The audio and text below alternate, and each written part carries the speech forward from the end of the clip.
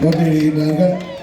அவரை இந்த முறை தவறாமல் நீங்கள் மாபெரும் வாக்கு வித்தியாசத்திலே வெற்றி பெற செய்வீர்கள், செய்ய போகிறீர்கள் என்பது எனக்கு தெரியும்.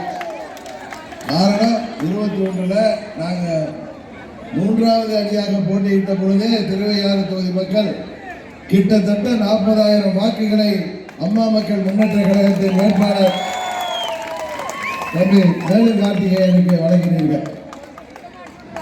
இந்த முறை முதல் கூட்டணியாக வெற்றி பெறப் போகின்ற கூட்டணியாக திமுகவை வீழ்த்துகின்ற கூட்டணியாக வந்திருக்கின்ற அனைத்து இந்திய அண்ணா திராவிட முன்னேற்ற கழகத்தின் தலைமையிலான கூட்டணிக்கு அனைத்து இந்திய அண்ணா திராவிட முன்னேற்ற கழகம், பாரதிய ஜனதா கட்சி, பாட்டாளி மக்கள் கட்சி, தமிழ் மாநில காங்கிரஸ் கட்சி,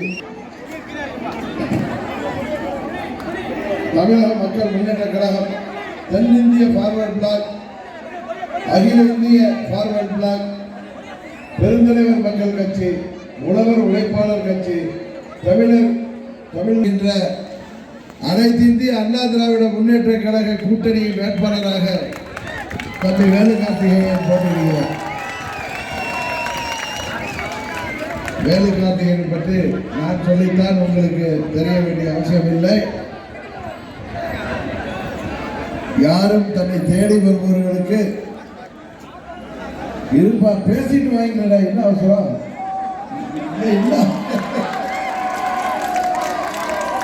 மே 4ஆம் தேதி கார்த்திகேயனுக்கு வெற்றி மாலை போட போறீங்க.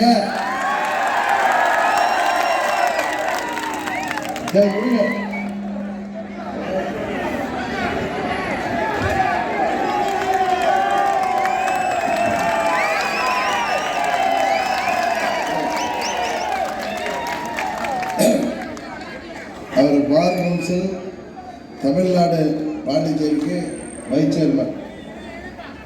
யார் எந்த உதவி கேட்டாலும் முடிந்தாலும் செய்யக்கூடிய தம்பி தெரியும்.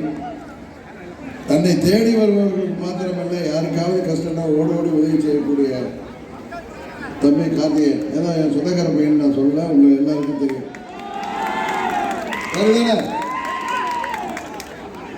மனதில் உள்ளதை வெளிப்படையாக பேசக்கூடிய நல்ல தம்பி. சமயத்தில் அதனால அவருக்கு பிரச்சனை வருது. இருந்தாலும்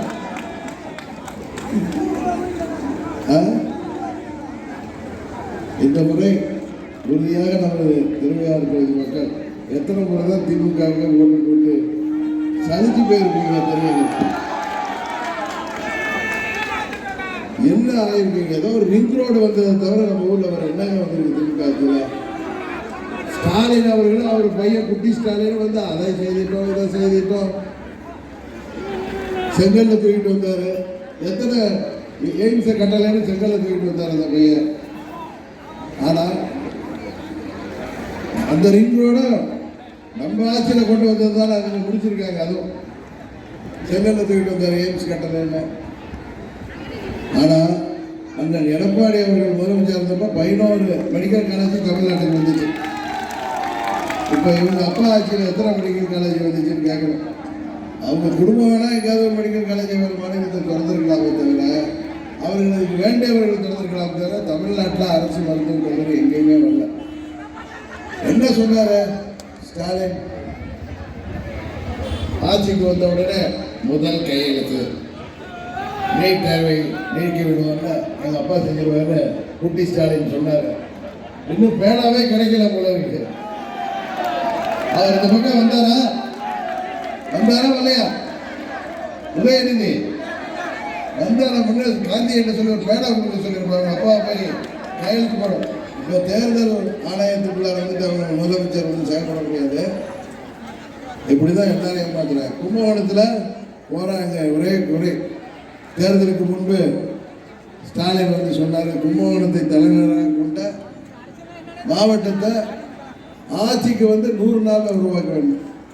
5 வருஷம் முடிஞ்சு போயிட்டு கேட்டால் மாநகராட்சி ஆக்கணும்னா அதுக்கு சில விதிமுறை இருக்கு. அந்த அளவு மக்கள் தொகை இல்லைன்னாரா? இதெல்லாம் முன்னாடி எலெக்ஷன் முன்னாடியே தெரியாது அவங்களுக்கு. கேட்கறது போய் சொல்லுங்க. எலெக்ஷன் முன்னாடியே தெரியுமில்ல. ஒரு ஊரை திருவையாறு திடீர்னு மாநகராட்சி ஆக்கணும்னு சொன்னால் நீங்கள் எடுத்துக்கிட்டீங்களா? இல்லை நான் சொன்னேன்னா எனக்கு அறிவு இருக்கான்னு அர்த்தம் தான். அப்புறம் எலெக்ஷனுக்கு முன்னாடி சொல்லியிருக்காங்கன்னா கேட்டால் நாங்கள் 75 ஆண்டு கட்சி, நாங்கள் 50 ஆண்டு அரசியலில் இருக்கோம் பெரிய அப்படி இப்படிங்கிறாங்களே. மக்களை ஏமாத்துறதுக்காக எதை வேணாலும் சொல்றது. அரசு ஊழியர்கள், ஆசிரியர்கள், போக்குவரத்து தொழிலாளர்கள், மின்சாரத்துறை ஊழியர்கள், மருத்துவர்கள், செவிலியர்கள், டாக்டர், இன்னும் சொல்ல போனால் நமது தூய்மை பணியாளர்கள், மாற்றுத்திறனாளிகள் என அனைத்து தரப்பு மக்களுமே இந்த ஆட்சியால் ஏமாற்றப்பட்டிருக்கிறார்கள். உண்மையா இல்லையா? இன்னைக்கு சென்னை என்பது ஒரு போராட்ட களமா மாறிட்டு. அது இந்த ஆசிரியர் கல்லூரி வளாகம்லாம் இருக்க உங்க பக்கத்தில் இருக்க, அங்க யாராவது பகுதி நேர ஆசிரியர்கள் போராட்டம், இடைநிலை ஆசிரியர்கள் போராட்டம், ஆசிரியர்கள் போராடாத ஆசிரியர்கள் கிடையாது. அங்கன்வாடி ஊழியர்கள், சத்துணவு ஊழியர்கள் முதற்கொண்டு அத்தனை பேரும் ரோட்டுக்கு வந்துட்டாங்க. உண்மையா இல்லையா? ஆனா அடுத்த அது பழைய தேர்தல் வாக்குறுதியில 80% நிறைவேற்றல. ஆனா இப்ப என்ன சொல்றாங்க? புதிய தேர்தல் வாக்குறுதி எவ்வளவு தைரியமா கொடுக்குறாங்க பாருங்க. காரணம் உங்களை எல்லாம் விலைக்கு வாங்கிடலான்னு தான். 1000 2000க்கு நம்ம மக்கள் பணத்தை கொடுத்துட்டா ஆனால் கையில் பணத்தை வாங்கிட்டாங்கன்னு சொல்லி மட்டும் அந்த பணம்லாம் எங்கேருந்து வந்துச்சு? எங்கேருந்து வந்துச்சு? திருக்குறளையிலேருந்து கொண்டு வந்ததா? எல்லாம் உங்கள் வரி பணத்தை எடுத்து உங்கள்கிட்ட ஏதாவது 500 1000 கொடுக்குறேன், நீங்களும் ஐயோ காசு கொடுத்துட்டானே அப்படின்னு ஓட்டு போடுவீங்க. உண்மை அதில் இன்றைக்கு அன்றைக்கு மோடி அவர்கள் மதுரை மீட்டிங்கில் சொன்ன மாதிரி தமிழ்நாட்டில் இன்னும் சொல்ல போனால் எல்லா நதிகளும் கடலில் போய் கிடக்குது. நம்ம காவிரி மேற்கொண்ட எல்லா நதியும்.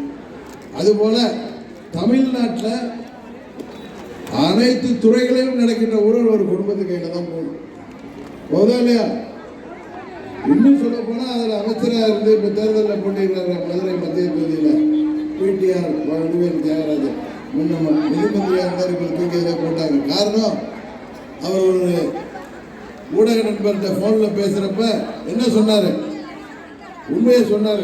ஒரு வருடத்திலேயே 30,000 கோடி பணத்தை வச்சுக்கிட்டு உதயநிதி ஸ்டாலினுக்கு சபரீசனுக்கு என்ன பண்ணுறதுன்னு தெரியல. என்ன ஒரு வருடத்தில் 30,000 கோடி கஷ்டப்பட்டு சம்பாதிச்சிருக்காங்க. வேறு சிந்தி சம்பாதித்த போன நான் ஒன்று வேறு ஒன்று சொல்கிறேன். சம்பாதிச்சிருக்காங்க 4 பேர். அதை வச்சுட்டு என்ன செய்ய? இப்போ 5 வருடத்தில் 2 லட்சம் கோடி.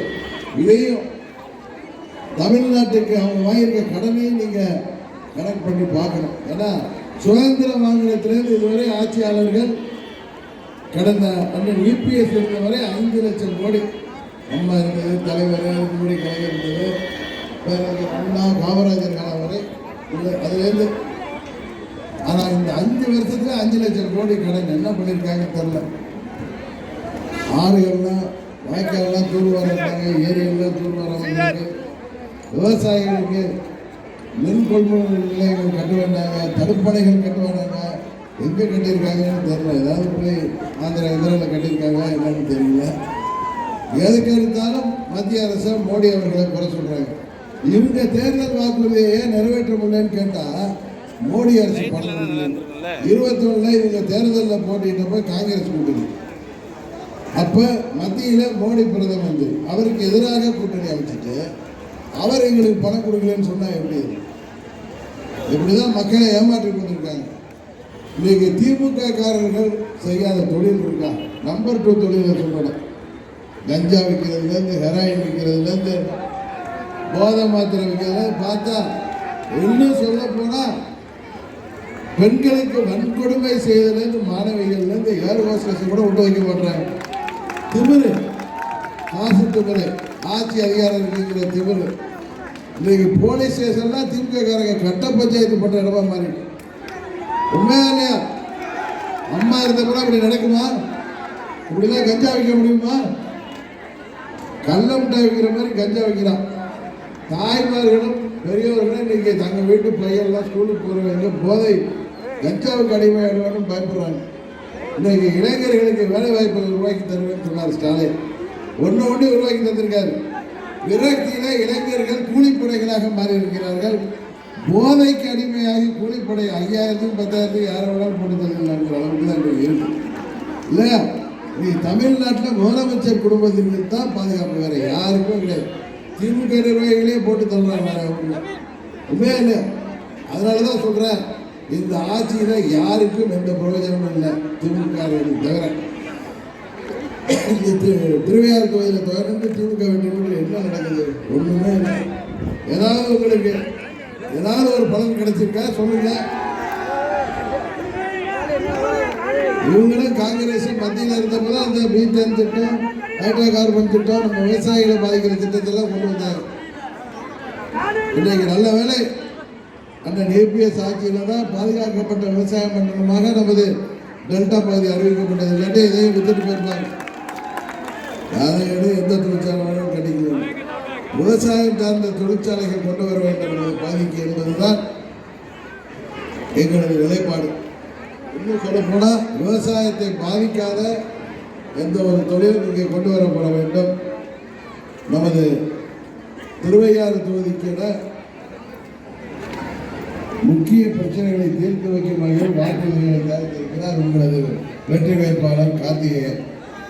திருக்காட்டுப்பள்ளியில் கபடி பயிற்சியாளர்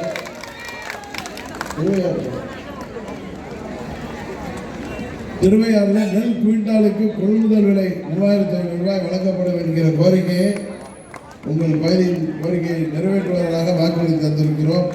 விவசாயிகள் மற்றும் விவசாய தொழிலாளர்கள் விவசாய பணியில் ஈடுபடும் பொழுது விபத்து ஏற்பட்டு உயிரிழந்தால் ரூபாய் 10 லட்சம் அவர்களுக்கு நஷ்டஈடாக வழங்கப்படும்.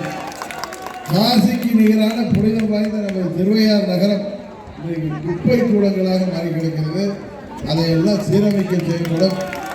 இங்கே உள்ள வெற்றிலை விவசாயிகளை பாதுகாக்க அவர்களுக்கு கடன் வசதி வழங்கி வெற்றிலை சந்தை அமைக்கப்படும். இந்த பகுதியில் நெல் கொள்முதல் விவசாயிகளுக்கு ஏற்படும் நஷ்டங்களை தீர்க்க புதிய நெல் கொள்முதல் கொள்கை ஏற்படுத்தப்படும். அரசு சார்பில் இங்கே விளைகிற வாழைகளுக்காக வாழை சந்தை அமைக்கப்படும். தஞ்சாவூர் மாவட்டத்தில் பல் மருத்துவக் கல்லூரி அரசு சார்பாக அமைக்கப்படும்.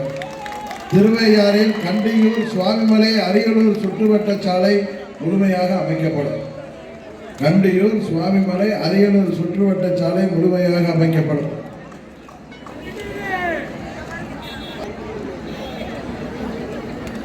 கல்லணை கால்வாயில் நிலத்தடி நீர்மட்டம் மேம்பட தடுப்பணைகள் கட்டப்படும்.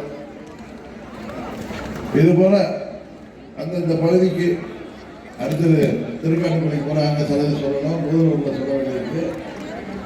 நமது தொகுதிக்கு தேவையான அனைத்து தேவைகளையும் தனி ஒரு கார்த்திகை நாயகவே வேலு கார்த்திகர் சென்னையிலே இருந்து கொண்டு பார் கவுன்சில் வைஸ் சேர்மனாக இருந்துட்டு எத்தனை பேருக்கு எத்தனை உதவி செய்யக்கூடியவர்.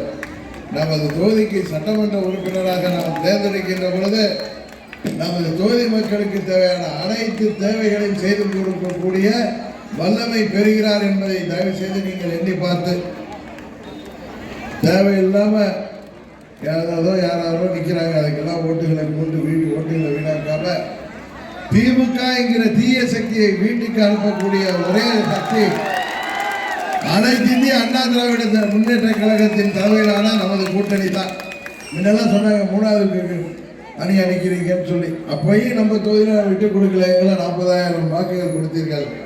இந்த முறை கார்த்திகேயன் வெற்றி பெற்று வருங்காலத்தில் எங்கள் தொகுதிக்காக அனைத்து திட்டங்களையும் நிறைவேற்றி தர 31 தேர்தலில் நான் ஓட்டு கேட்க வர்றப்ப இங்கே உள்ள குறைகள் எல்லாம் அவர் தீர்த்து வைத்து விட்டார் என்று நீங்கள் திருவையாறில் சொல்கின்ற அளவிற்கு உங்களுக்காக பணியாற்றக்கூடிய அன்பு தம்பி கார்த்திகேயன் அவர்களை நமது வெற்றி சின்னமாகிய குக்கர் சின்னத்திலே வாக்களித்து அவரை மாபெரும் வாக்கு வித்தியாசத்திலே வெற்றி பெற செய்ய வேண்டும். இங்க அதிமுக மாவட்ட செயலாளர்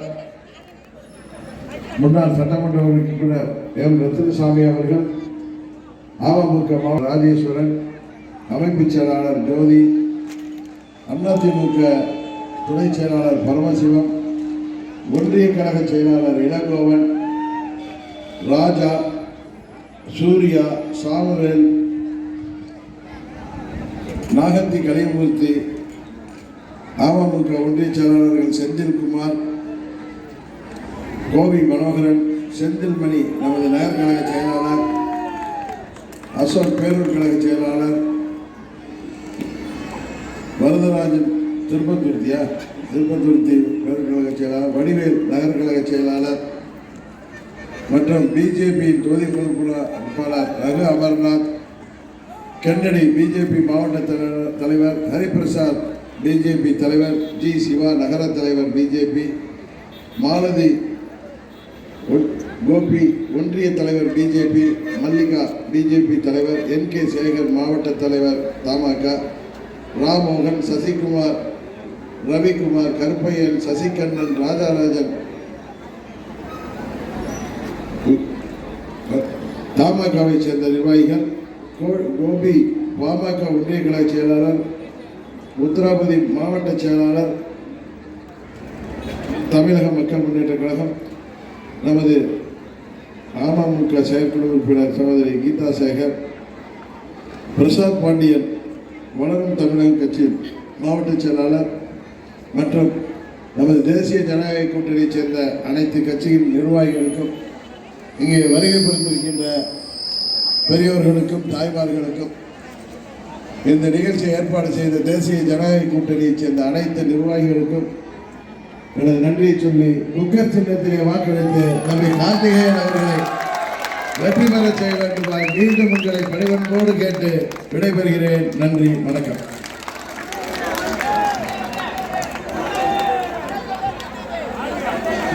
சின்னம் நமது வேட்பாளர், வெற்றி வேட்பாளர், நமது சின்னம், நமது சின்னம், வெற்றி வேட்பாளர்.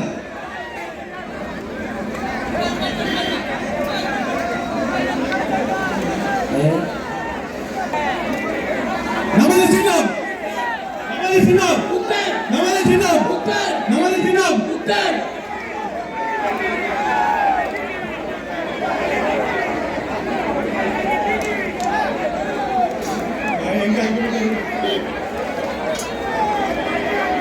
நமது சின்னம், நமது சின்னம், நமது சின்னம்.